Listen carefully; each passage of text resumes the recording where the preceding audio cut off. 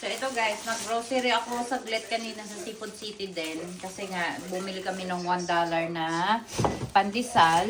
Mas gusto ko kasing mamili ng gulay doon. Hindi ko alam kung ako lang ba, but yeah, mas bet ko ang mga gulay sa Seafood City kasi mas fresh siya at saka ano, malinis na siya ba. Hindi siya gaya ng, hindi gaya sa Yangs. Example lang sa Yangs kasi hindi ko siya bet gaano kasi minsan bulok na yung ganun. But sa Seafood City is malinis talaga yung gulay nila. So, papakita ko sa inyo kung ano yung mga pinamili ko na $60 na gulay at saka meat. Ito siya.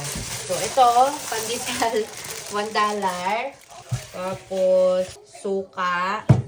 Ayan, kalabasa para sa mga bata. Tapos, bumili din ako ng bell pepper at saka patatas. Mostly, at saka ito, takatak. Ito, bok choy. Favorite ko kasi to.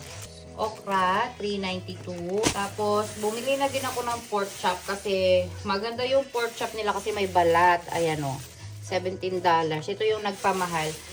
Maganda yung mga baboy doon kasi merong balat. Mostly kasi kapag bumili kami sa no free, wala silang balat. Tapos ito, talong, $3.57. Meron din akong sayote, $2.66. And bumili din ako ng para siyang ano, legs, hita ng baka. Ay, baboy pala. So, yun na yung $60 guys. Ang mahal, no? Pero ang nagpamahal kasi yung baboy. Mahilig kasi ako sa baboy.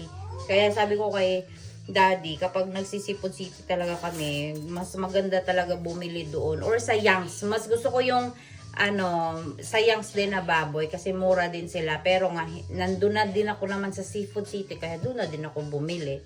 So, ayan na siya guys. Yung $60 dito sa na napamili ko. Grabe no? Sobrang mahal na mga bilihin. Etong mga gulay na ito kasi ay para to sa mga anak ko. Yan. Kasi para sa kanila yan. So, ayan lang. Naikwento ko lang.